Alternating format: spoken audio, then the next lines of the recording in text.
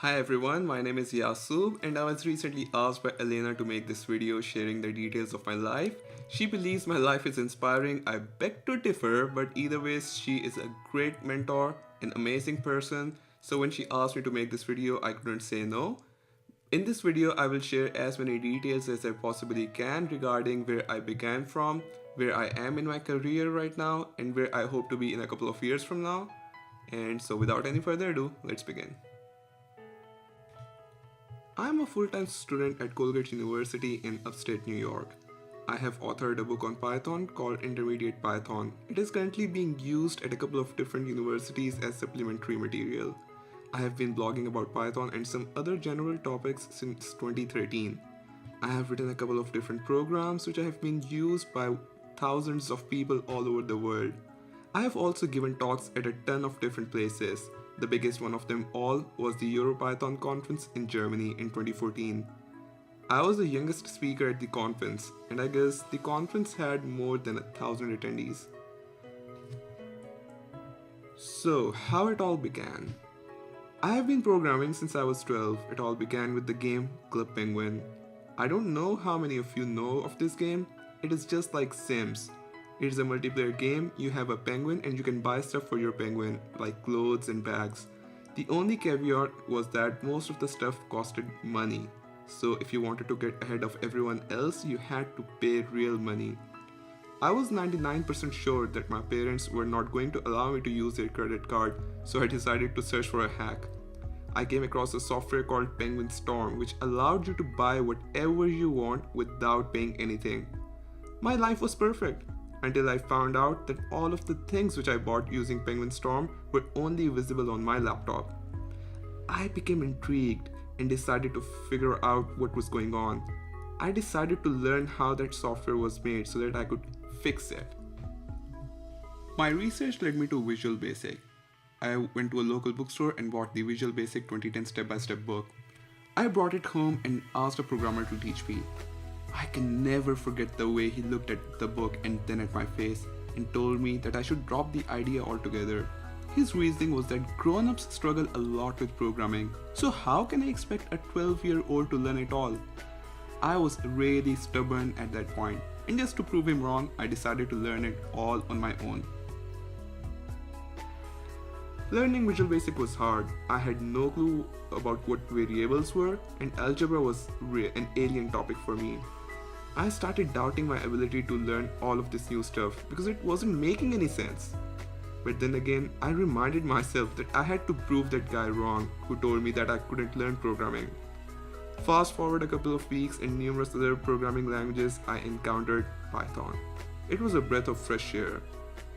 Things started to make a lot more sense now. I got the head first Python book and started reading it. All it took was a mentor.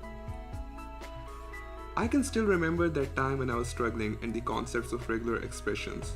I had started contributing documentation changes to different projects on GitHub. And there was this one project which made use of regex or regular expressions. I went to my secondary school computer science teacher and asked him to teach me that topic. He kept staring at my face and told me that he had never heard of them before. I cannot blame him. He was tasked with teaching kids about Microsoft Word, not programming, and let alone regular expressions. I wasn't planning on giving up. I decided to shoot an email to the creator of that particular project, which led me to regular expressions in the first place. The project was YouTube DL, or also known as YouTube Downloader, and the guy I emailed was Philip. Philip was an assistant professor at a university in Dusseldorf in Germany. He guided me and taught me what regular expressions were and how they worked. He became my mentor. I sent him a request on Facebook and I was lucky that Philip had a lot of free time in those days. He was sick and at home, so he was able to help me out whenever I asked him any question. I still feel embarrassed about how basic my questions were. I learned a very important thing from Philip, and that is to never discourage new learners and take their questions seriously, because you never know how much impact you are having by just answering simple questions. Along came the book and the blog. I decided to document everything I learned in a blog, and that led to the creation of Python tips. Philip used to proofread my articles at a time when I had zero readers. He spent a lot of time guiding me. I remember drafting a proposal for a conference for the first time, and Philip proofread that and suggested numerous changes, which were the reason my talk got accepted. I went to Germany on a fully funded trip to speak at EuroPython 2014, the biggest Python conference in Europe, as the youngest speaker and the only Pakistani. Along my journey, I also got the honor to make acquaintance of Daniel Roy Greenfield. He is the author of one of the most famous Django books out there, 2 Scoops of Django, and is an international speaker. He also worked at NASA at one point. I also consider him as one of my mentors because he helped me with stuff which Philip wasn't able to, and was the inspiration behind me writing my own book. In 2015, I decided to compile some of my old and new articles in a book, and that led to the Intermediate Python book. Within 3 years, the book has been translated into Chinese, Russian, Korean, and Portuguese. And I recently received requests from people wanting to translate it into Turkish and a couple of other languages. In December 2015, I decided to take part in Google Coding, an under-18 coding competition organized by Google. I spent a whole month programming day and night, and the result of all of that effort was me becoming the first ever finalist from Pakistan.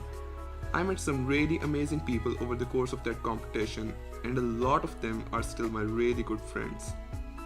A bit before Google Coding, I also participated in a different programming competition called Create HS. HS is short for high school.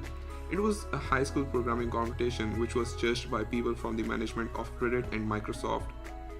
It was started by a high school student, and since then it has stopped. Microsoft sponsored that competition at that time, and I was able to win the grand prize, which was an Xbox 360. In 2016, Elena was looking for someone to give an inspirational talk to around 35 to 40 girls of my age to invite them to the world of programming and to inspire them. I decided to step up, and I ended up giving this talk. It was a really good experience, and I really thank her for giving me that opportunity. I was also able to give a talk at a local university back in Pakistan.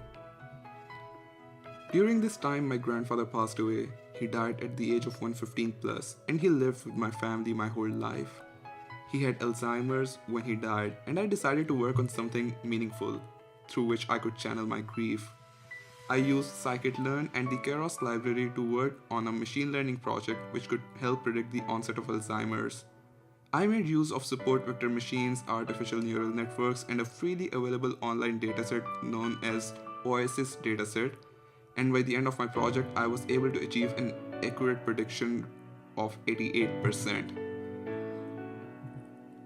Currently, my blog has been read around 4 million times. The English version of my book has been read around 2.5 million times, and a couple of my articles have landed on the front page of Hacker News. For those of you who don't know what Hacker News is, let me tell you a bit more about it. It is one of the biggest community of programmers where people from all over the world share and upvote links, and the most useful links reach to the top of the page. Currently, I am a rising sophomore at Colgate University in upstate New York, and a lot of people have asked me about my reason for choosing a liberal arts college and not a mainstream tech university. The main reason behind this is that I believe tech universities mold your thinking in a particular way. You spend most of your time working on a programming assignment, and you don't get to explore the other plethora of fields out there. Your thinking gets skewed, and the worst part is that you aren't even aware of it. This is why I chose to come to Colgate and to spend my time learning about stuff unrelated to computer science. I feel like it gives my thinking a unique perspective and helps me think not only about the technical challenges which I will have to overcome, but also about the ethical implications of my projects. I have been fortunate enough to meet numerous amazing people at Colgate. I am currently the president of the Colgate Coders Programming Club on campus. In only 1 year, I was able to organize a ton of events with the help of my friends. We also organized trips to 2 different hackathons in the nearby area. Right now, I am doing research with Professor Aaron at Colgate. Our research is on Wi-Fi. We are trying to figure out a novel way to estimate distance between a wireless router and a mobile device. This was a quick walkthrough of my life up till now. I would again like to thank Elena for giving me this amazing opportunity. I hope you found my story inspiring. If you have any questions, please follow the social links available on this last slide and shoot me an email. Best of luck for the rest of the day. Thank you.